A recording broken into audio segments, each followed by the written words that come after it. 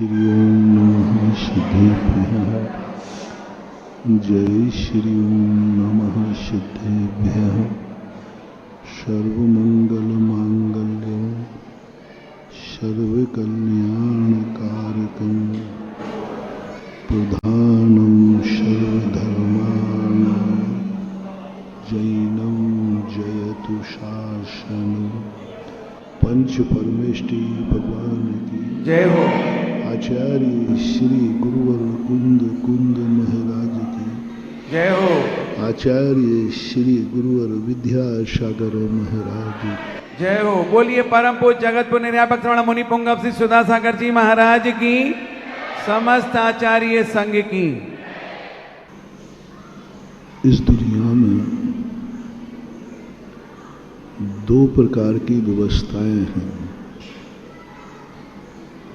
प्रथम व्यवस्था वो है जो पूर्व भाव में इतना पुण्य कमा लेते हैं कि उनको एक भाव ऐसे स्थान पर दिया जाता है जहां उन्हें कुछ भी नहीं कमाना पड़ता, क्योंकि पूर्व भाव में वो इतना धर्म कर चुके हैं, इतना शुभ अनुष्ठान कर चुके हैं, इतना त्याग कर चुके हैं, इतना दान कर चुके हैं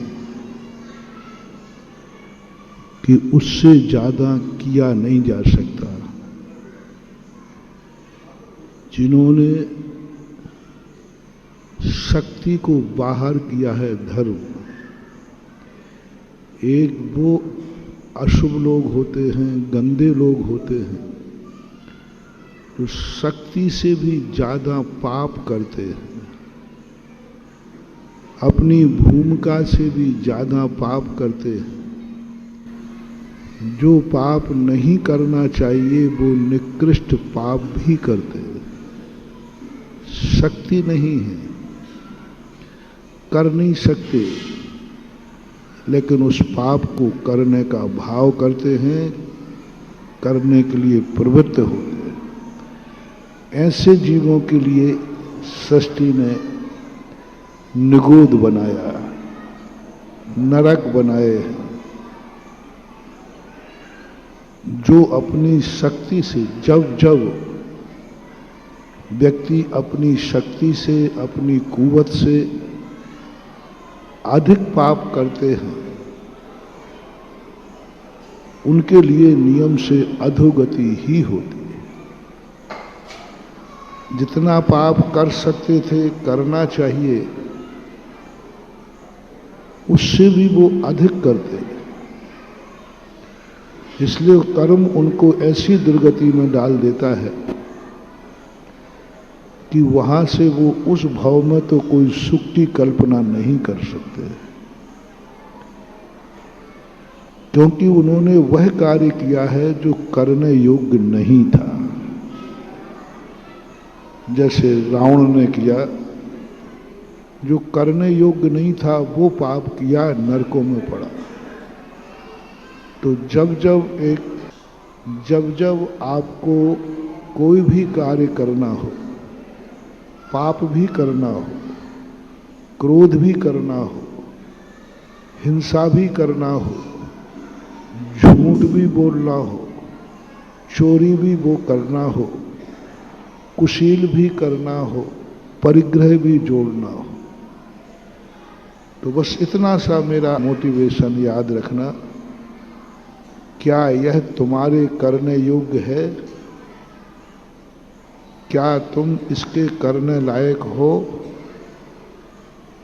क्या तुम्हारे लिए आगम ने, समाज ने, शास्त्र ने, परिवार ने मान्यता दी है कि तुम ये पाप कर सकते हो? सबका अलग अलग होगा, जैनियों का अलग होगा, अजैनों का अलग होगा।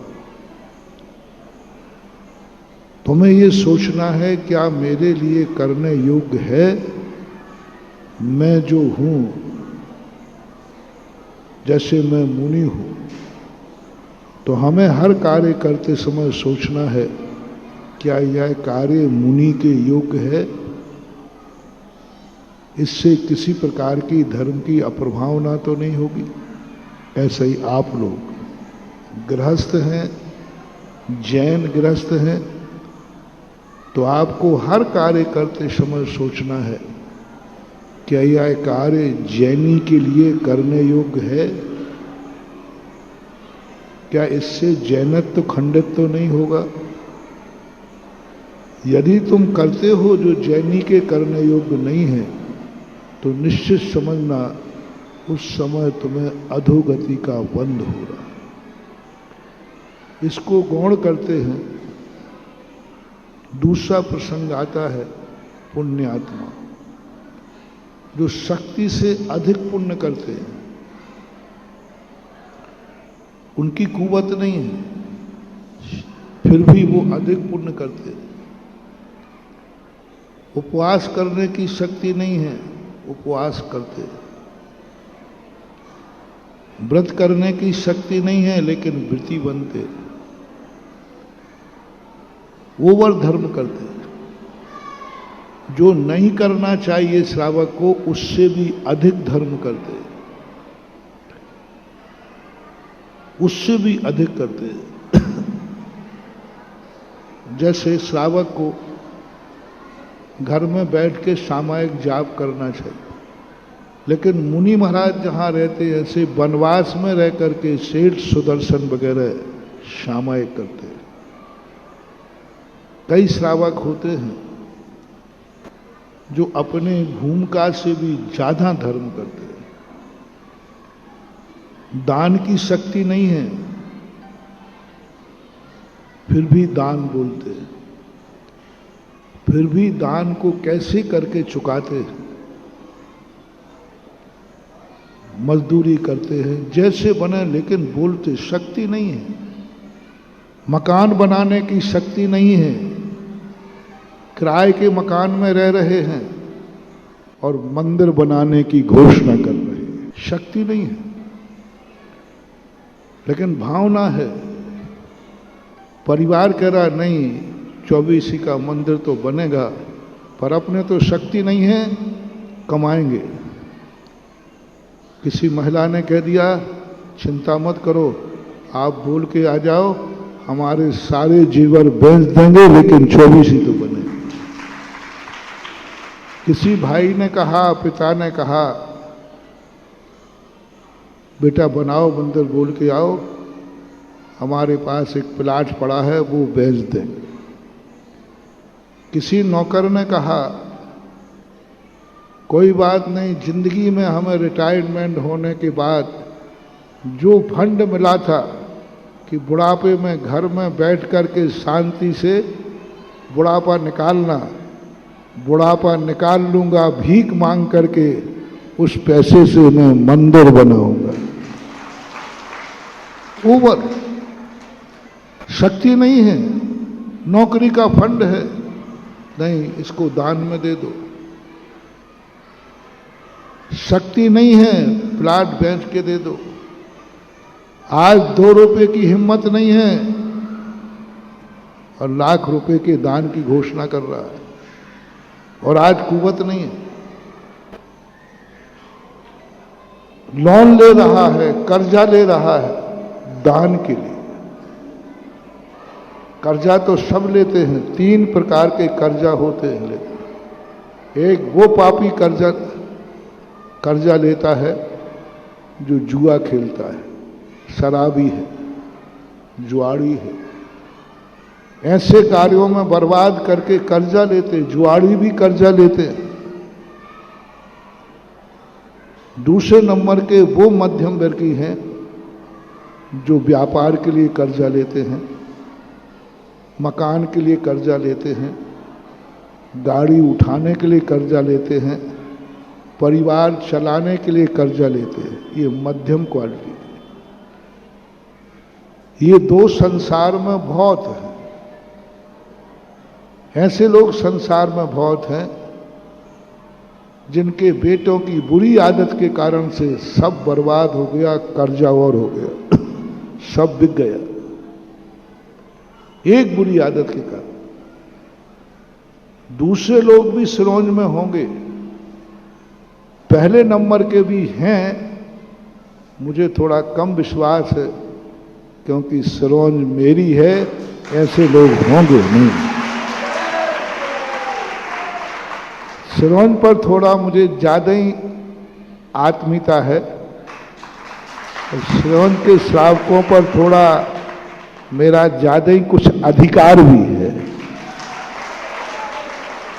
और कहीं आदेश दूं या नहीं दूं, सिरोंज वालों को तो सीधा आदेश ठोक देता हूं, बस खत्म हो जाता। क्योंकि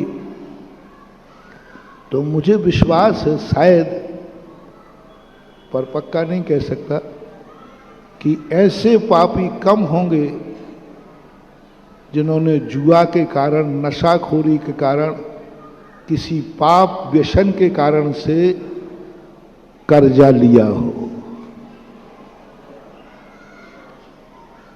पाप के कारण से जमीन जायदाद पूर्वजों की बेच दी हो। हेतु समझना, बहुत बड़ी बात कह रहा हूं।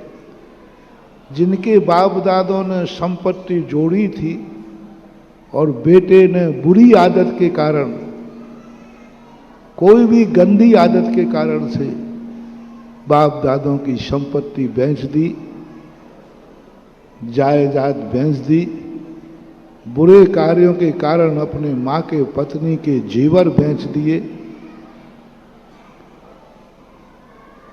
कर्जा और कर लिया बुरे कार्य के लिए। ऐसे लोग शायद जैनियों में और सिरोंज में एक आध हो तो पता नहीं, पर इनकी संख्या ज्यादा नहीं होगी। है? जीरो मान लें? हाँ, कोई बात नहीं, मैं पहले ही कह रहा हूं, विश्वास है कि किसी व्यसन के कारण, गंदी आदत के कारण जायदाद बेच दी, कर्जा ले लिया। पंचम काल है, कोई एक आध निकल आए तो मैं अपवाद छोड़ता हूं, लेकिन 99.99 तो इस प्रकार के कर्जा में नहीं है। 100 में कोई एक आध घर निकल आएगा, एक आध पापी निकल आएगा, वो भी मेरे विश्वास के बाहर है। दूसरे नंबर के लोग वो हैं जिन्होंने मजबूरी में धंधे के लिए, मकान के लिए, बेटा बिटिया को पढ़ाने के लिए, बेटा बिटिया के हाथ पीले करने के लिए, संसार में व्यापार करते हुए घाटा आदि से कर्जा लेना पड़ा। इन कार्यों के लिए अपने बाप दादों की संपत्ति बेचना पड़ी हो। क्या करें, बच्चे को पढ़ाना है, बच्चे की शादी करना है, बच्ची है, मकान बनाना, इसके लिए अपनी माँ के पत्नी के जेवर बेचना पड़े हो और कर्जा उठाना पड़ा हो। इनकी संख्या भी सिरोंज की कह रहा हूं कम ही होगी। कर्जा उठाना पड़ा हो, बाप दादों की संपत्ति बेचना पड़ा हो, अपने घर की आजीविका चलाने के लिए। कितना परसेंटेज मान लो? 10% मान लो, आती है मुझे 2%, चलो हम 10% मान लेते हैं। व्यापार धंधा करते हैं, कई बार घाटा पीटा लग जाता है। इसके लिए यदि तुम्हें कर्जा लेना पड़े, इसके लिए मजबूरी में संपत्ति बेचना पड़े, तो कर्म सिद्धांत नीति आपको माफ करती है और आपके लिए ऐसा करने के लिए स्वीकृति भी देती है। पहले वाले को नहीं, पहले वाले को तो ऐसा करता है तो उसको कोई नहीं, कोई स्वीकृति नहीं है। दूसरे वाले की मजबूरी है, करते हैं, कर सकते हैं, वैलिड है, वैलिड है, नीति कहती है कोई बात नहीं। कभी घर में धंधे में घाटा लग गया और अपनी माँ के जेवर बेच दिए तो कोई पाप नहीं हो गया। पत्नी के जेवर बेच दिए कोई पाप नहीं हो गया, क्योंकि व्यापार में घाटा लग गया।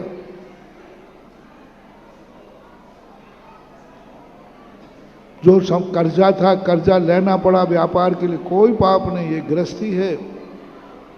ऐसा करना पुण्य भी नहीं है तो पाप भी नहीं, ये सामाजिक व्यवस्था है, कोई निंदा नहीं करेगा।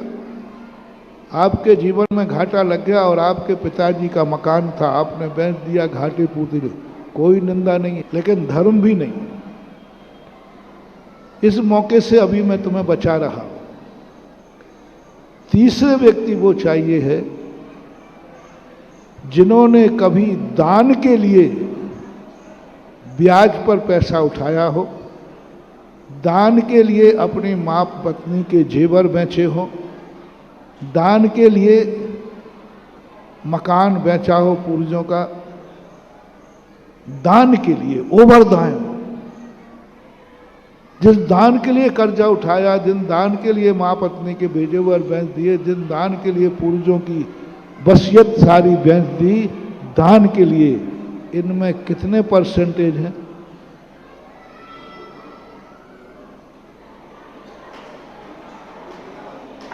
बेटा फंस गए, ध्यान रखना। मैं तुम्हें उस स्थान पर भेजना चाह रहा हूं जिस स्थान पर एक भाव तक तुम्हें कुछ भी कमाना नहीं पड़ेगा, तुम दोनों हाथ से खर्च करोगे, खूब आराम से रहोगे, तो भी तुम्हारा खजाना खाली नहीं होगा। ऐसा खजाना देना चाहिए, ऐसा खजाना तुम कुछ भी करना, पूरी जिंदगी में तुम्हें कहीं भी किसी भी प्रकार से कमी नहीं आएगी, धन की कमी नहीं आएगी। खूब खर्च करो, खाओ पियो, तुम्हारी जिंदगी में कभी भी बुढ़ापा नहीं आएगा, बुढ़ापा नहीं आएगा तुम्हारी जिंदगी में। बूढ़े पने की ऐसी स्थान में तुम्हें देना चाहता हूं कि सिरोंज का हर व्यक्ति मर करके, मरना तो सबको है ही, ऐसे स्थान पर पैदा हो जहां जन्म लेते ही उसकी अक्षय निधि हो, अकाल में मौत ना हो, बीमारी नहीं हो, कोरोना नहीं हो, दिवालिया नहीं हो, कुछ भी नहीं, कोई प्रकार की अशाता कर्म का जिंदगी में उदय, ऐसा स्थान की गारंटी कार्ड में दे रहा हूं जिसने कभी ओवर धर्म किया हो, शक्ति से अधिक धर्म किया हो, दान के लिए कर्जा लिया हो, दान के लिए पूर्वजों की संपत्ति बेच दी हो, दान के लिए जिस माँ ने, बहनों के लिए, पत्नियों ने अपने बेटे और पति को अपने जेवर उतार के दे दिए हो, ऐसी महिला की मैं बात करता हूं। जिस माँ ने, जिस पत्नी ने अपने बेटे से, पति से कहा हो, बेटा जाओ, अपना क्षेत्र बन रहा है जिनोदय तीर्थ क्षेत्र, बाहर के लोग बैठे वो कहीं का भी लगा लेना, बेटा पीछे नहीं हटना, तीर्थ क्षेत्र पर हमारा कोई ना कोई अंश लगना चाहिए, क्योंकि तीर्थ क्षेत्र वो खेत है महानुभाव। आपको बहुत बड़ा एक मोटिवेशन दे रहा हूं। आपने एक कॉलोनी में मंदिर बनाया, एक नगर में मंदिर बनाया, वो मंदिर कितने लोगों के लिए बनाया? जो तुमने मंदिर बनाया कितने लोगों के लिए बनाया? छोटा मंदिर बना कितने लोगों के लिए, बड़ा मंदिर बना कितने लोगों के लिए? मंदिर बने सीमित लोगों के लिए बने, 100 परिवार के लिए बने कि हमारा परिवार मोहल्ले में है, ये दर्शन करें। तुम 1000 मंदिर बना लेना, 1000 गांव में मंदिर बना देना, 1000 कॉलोनियों में मंदिर बनाना, बड़े बड़े, इतने बड़े जितने बड़े यहां पर हाल है, इतना बड़ा। कितने मंदिर बना रहा हूं? 1000 कॉलोनियों में आपने मंदिर बनाए, एक गांव में बनाए, 1000 मंदिर, बड़े बड़े मंदिर बनाए। उसका पुण्य एक तरफ रख लेना और एक किसी तीर्थ के ऊपर एक मंदिर बना देना 1000 से भी ज्यादा हो। क्योंकि तीर्थ पर जो मंदिर बनता है उस पर संकल्प होता है सारे जगत के लिए, सारे जगत के यात्रियों पर उद्देश्य ही होता है कि सारे जगत, क्योंकि कभी भी कोई तीर्थ यात्री आएगा तो कॉलोनी के मंदिर के दर्शन करने आएगा कि तीर्थ के दर्शन करने आएगा? तीर्थ के, सबके लिए बनता है एक मंदिर। दान देने से कोई मतलब नहीं निकलता। तुम्हारा दिया हुआ दान का कितना उपयोग हुआ? 2 रोटियां तुम खिला दो पेट भर के, किसी को पेट भर के आपने भोजन करा दिया, महाराज जी किसी को भोजन कराने से कितना पुण्यबंध है। बहुत बड़ी बात कह रहा। भोजन कराने से, किसी व्यक्ति का भूखा है, भोजन कराने से कितना पुण्यबंध होगा? शास्त्रों में कुछ भी नहीं लिखा। उन्होंने कहा ये पूछो किसको कराया है, उसने भोजन करने के बाद क्या किया है, तुम्हारे भोजन का क्या उपयोग हुआ है। आप 2-2, 3-3 सिंह को बारात में भोजन कराते हैं, उन्होंने खा करके क्या किया? बराबर बरातियों खा के क्या करते हो? अब वो जो है तो महाराज छुपा ही रहना दो तो अच्छा है। आपको कोई पुण्य नहीं। प्रतिदिन हजारों बरातियों को भोजन करा देना। भोजन कराने का कोई वो खर्च में जाता है, दान में नहीं जाएगा। बरातियों को तुमने भोजन दिया है वो खर्च में जाएगा, दान में नहीं जाएगा, क्योंकि उन्होंने खाने के बाद क्या किया है। बस इतना सा देख लेना। कोई भी दान दो, दान देने के बाद उसका क्या हुआ है। हजारों बरातियों को भोजन कराया और अब वही भोजन देखना, बरातियों के आइटम भी ज्यादा थे, आइटम भी ज्यादा थे। थाली 1000 रुपए की मान लो, 500 की मान लो, बारात की ज्यादा आइटम थे, मिठाई सब कुछ थी। और एक त्यागी वृत्ति मुनराज एलक छुल्लक कारिका को मात्र 1 ग्रास दिया है, इसका पुण्य कितना है। 1000 बरातियों को भोजन कराया, पुण्य पूछा गया 0 आया, कुछ भी नहीं आया, क्योंकि उन्होंने खा करके मौज मस्ती की है। और 1 दाना दिया है मुनराज को, 1 दाना, 1 ग्रास दिया है। और कई बार तो दिया नहीं है, मात्र हाथ लगाया है, तो उस हाथ ही नहीं लगाया, ये भी नहीं मिला। मां दरवाजे पर खड़े होकर के मुनिराज का आहार देखा है। बहुत बड़ा हिसाब रखाना। 1000 लोग बरातियों को भोजन कराया, लाखों रुपया खर्च किए, मात मुनिराज का भोजन देखा है। इन बरातियों से लाखों करोड़ों गुना पुण्य है।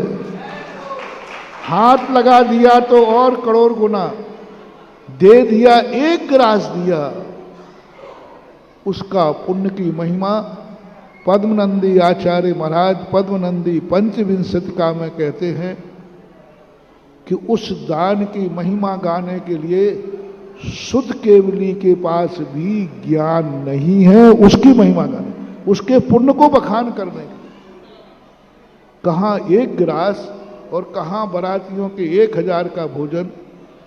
क्यों?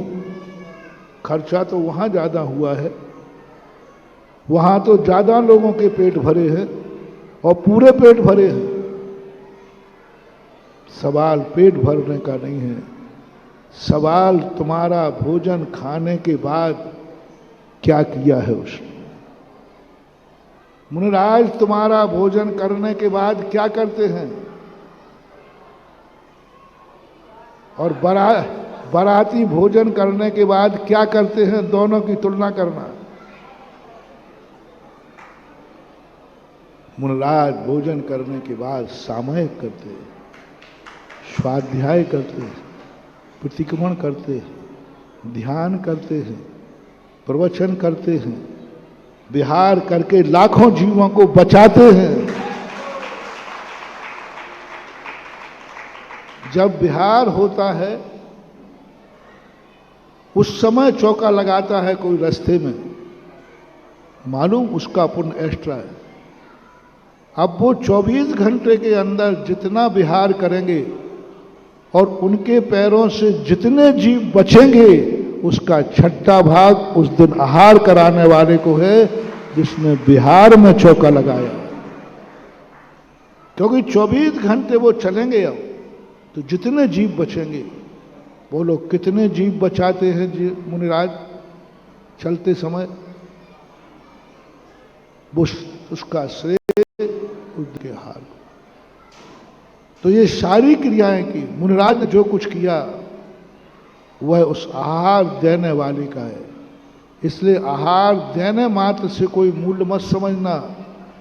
कहाँ दिया है, किसको दिया है, कब दिया है, क्यों दिया है, कैसे दिया है, ये 4-5 बातें ध्यान। क्या दिया है पहला निर्णय, क्यों दिया है दूसरा निर्णय, कब दिया है तीसरा निर्णय, कहाँ दिया है चौथा निर्णय, कैसे दिया पांचवा निर्णय। और उसका देने के बाद क्या हुआ, मुनिराज कर। इसी प्रकार से 1000 मंदिर आपने कॉलोनी में बनाए और एक छोटा सा मंदिर किसी तीर्थ पर बना दिया तो उतना ही अंतर है, क्योंकि यहाँ की उपयोगिता तीर्थ है। बस तीर्थ शब्द, मंदिर को तीर्थ नहीं कहा। तीर्थ वह कहलाता है जहां सारे जगत के लिए दर्शन करने की, वंदना करने का भाव आता है। तो तीर्थ पर जब ऐसा भाव आ जाए, कोई माता और कोई किसी घर की पत्नी ये कह दे कि नहीं, तीर्थ पर मंदिर बन रहा है, तीर्थ का निर्माण हो रहा है, लो मैं अपने सादे जेवर उस दान के लिए देती हूं। ऐसी नारी, ऐसी महिला और ऐसी बेटी भी है। एक बार ऐसी बेटी मिली मुझे, एक तीर्थ पर, नाम बताए बिना बताऊंगा। एक तीर्थ पर मैं पहुंचा, वहां नया तीर्थ बन रहा, तो प्रवचन हुआ, एक घर में जाके चर्चा हुई, क्या करें, मंदिर बनाने का बहुत भाव है, लेकिन हम मंदिर बनाएंगे तो बिटिया के हाथ पीले कैसे करेंगे, शादी भी तो सामने रखी है, बेटी भी तो जवान हो गई है। बस ये शब्द निर्णय होना था, या तो बेटी की शादी कर लो और या फिर मंदिर बनाने की हिम्मत कर लो। तो यदि दो में से एक करना पड़े तो आप लोगों की सहमति क्या है? मुंह देखी मत करना, सही सही बोलो। एक और बिटिया की शादी करना है और एक और मंदिर बनाना है, दोनों में से आप लोग क्या करोगे पहले ये बताओ। नहीं डरो मत, बोल दो, अंदर जो है सो है। बिटिया की शादी सबकी यदि अपन मीटिंग करेंगे समाज की, तो समाज का पक्ष किस में जाएगा? बिटिया के, पक्का पूरी। शास्त्रों की नीति पूछो तो नीति किस पक्ष में जाएगी? नीति नीति भी उसके पक्ष में जाएगी। अब आ जाओ मेरे ऊपर। महाराज से पूछोगे कि महाराज हमें दो में से एक कार्य करना है, तो मैं भी तुम्हारे साथ हूं, पहले बेटी को निपटाओ। चिंता मत करना, ये हम लोग साधु हैं। किसी बेटी को कुंवारी रख करके मंदिर नहीं बनाएंगे। हाँ, बेटी ब्रह्मचारी व्रत ले ले, वो बात अलग है, लेकिन व्रत लेने की क्षमता है नहीं। बेटी को कुंवारी रख करके मैं मंदिर नहीं बनने दूंगा, मैं तुम्हारे पक्ष में रहूंगा। जाओ पहले बेटी का पीले हाथ करो। तुम कल्पना नहीं करोगे मुनिराज, तुम सोचोगे मुनि महाराज तो यही कहेंगे बेटा मंदिर बना, चाहे बेटी भली। और मैं तो सबसे ज्यादा मंदिर बनवाता हूं। तो मेरे से 1 मिनट पहले जब मैंने कहा था कि अब मेरे से पूछो कि महाराज जी क्या करोगे, तो तुम्हें महाराज जी तो यही कहेंगे मंदिर बना। पर मैं किस पक्ष में हो गया? बेटी के पक्ष में। नहीं, जाओ। मैंने किया है, ऐसे कई स्थानों पर हुआ। नहीं, बेटी के हाथ पीले करो, मंदिर बन जाएगा। बहुत महानुभाव, बहुत बहुत बड़ी बात है। उस बेटी ने ये सुन लिया कि मेरे माँ बाप की इच्छा तो है, लेकिन चूंकि मेरे कारण से वह मंदिर नहीं बना पाएंगे, उसने मम्मी पापा के सामने कहा मैं भली नारी हूं, मैं जैन हूं और आप जैसे माता पिताओं की संतान हूं, और मैं भी जो आपके गुरु हैं उन्हीं की मैं भी चेली हूं। मेरे संसार के कारण मेरे माँ बाप मंदिर नहीं बना पाए। पिताजी, मेरे लिए जो तुमने जोड़ के रखा है उससे आप पहले मंदिर बनाओगे। मंदिर की यदि आपने घोषणा नहीं की तो मैं आजीवन विवाह नहीं करूं।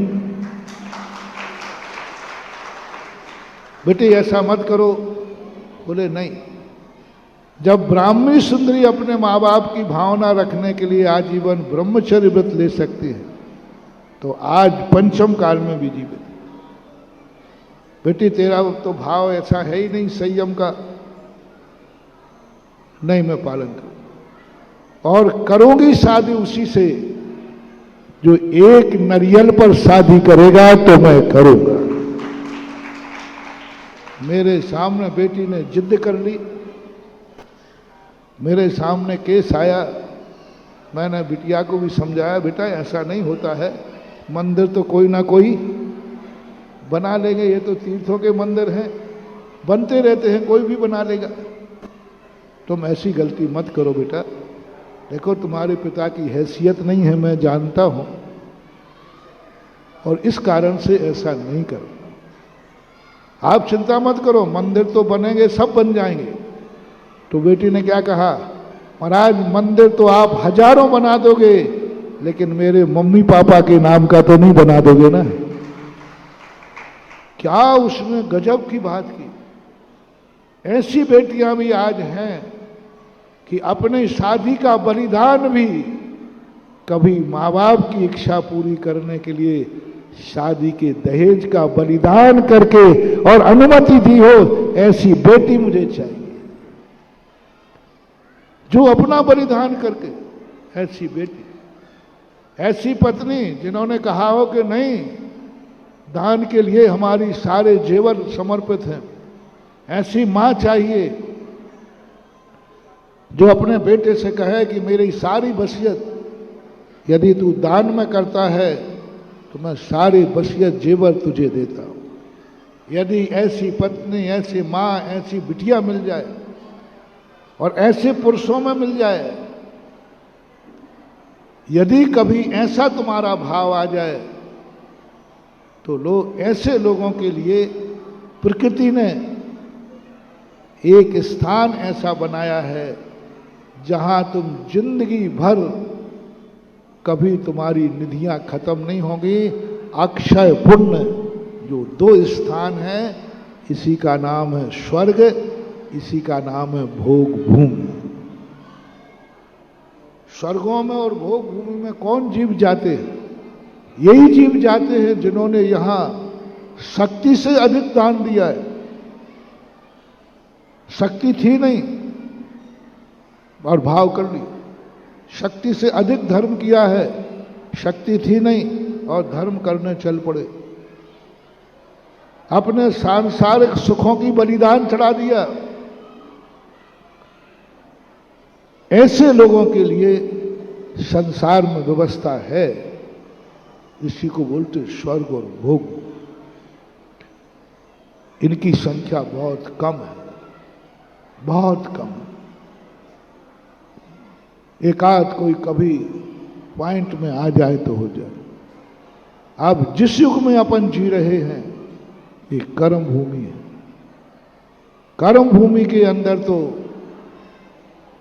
आपको पूर्व की कमाई इतनी नहीं है कि तुम्हारी जिंदगी चल जाए।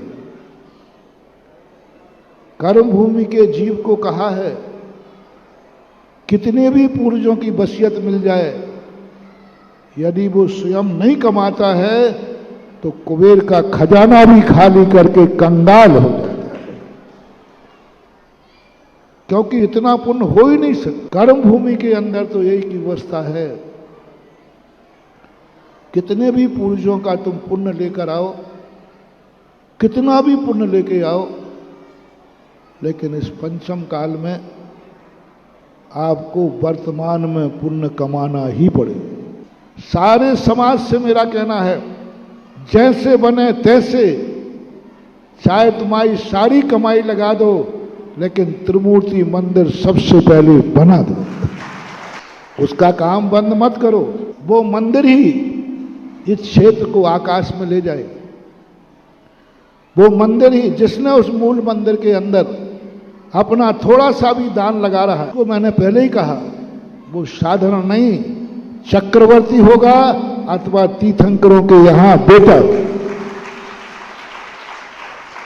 क्योंकि वो भगवान का आवास दान। इतना पाषाण का विशाल मंदिर, सुंदर, बहुत अच्छा बन रहा है, बहुत बढ़िया बन रहा है। बड़े मंदिर का काम एक दिन के लिए भी बंद नहीं होना चाहिए। यदि एक दिन सिरोन के किसी व्यक्ति को भूखा बैठना पड़े कि आज उसको खाने के लिए नहीं है, तो बैठ जाए, लेकिन उस दिन जो खाने के भोजन का पैसा है वो बड़े मंदिर में दान में दे दे, और फिर मेरे पास सूचना भेजे कि महाराज मेरे पास पैसा तो था खाने को, लेकिन आज मेरे खाने को पैसा नहीं है, क्योंकि मैंने बड़े बाबा के मंदिर में दे दिया आज के खाने का पैसा। उस व्यक्ति की जिम्मेवारी मैं लेता हूं, उस व्यक्ति के जिम्मेवारी मैं लेता हूं। यदि मर भी गया तो रोटी की जरूरत नहीं पड़ेगी, कंठ से अमृत झरेगा। यही सबको आशीर्वाद है। संभवनाथ भगवान, कार्य वाले बाबा, हाँ, कारी तोरन से लाए थे ना, कारी कहाँ लाए? हाँ, वो तो मुझे सब ध्यान है, कौन भूलूंगा थोड़ी। खेतों खेतों में से गया था, कितने कांटे लगे थे हमें मालूम है बाद में, तब कहीं जाकर के वहां से बाबा को लाया था। आज सब लोग बहुत अच्छे मन से, आपको बहुत अच्छे आत्मीयता के साथ, साधुता के साथ, और श्रवण वालों पर मेरा अधिकार है तो अधिकार के साथ अच्छी भाषा में भी बता दिया, और अधिकार, अपनों को अधिकार डांटने का भी, तो मैंने उस अधिकार का उपयोग भी बीच बीच में किया है, थोड़ा अधिकार करके किया है। और मैंने पहले ही कहा कि ये तीर्थ हाईवे के ऊपर करोड़ों करोड़ों अरबों रुपया खर्च करो तो ऐसे हाईवे पर जमीन नहीं मिलेगी, नहीं बना पाओगे। कोई करोड़ों अरबों रुपया लेकर बैठे हैं हमारे सामने तीर्थ बनाने के लिए, लेकिन वो अपने एरिया में चाहते हाईवे मिल जाए, नहीं मिले, आपको कुदरत से मिली है। सबके लिए आशीर्वाद। महावीर भगवान की।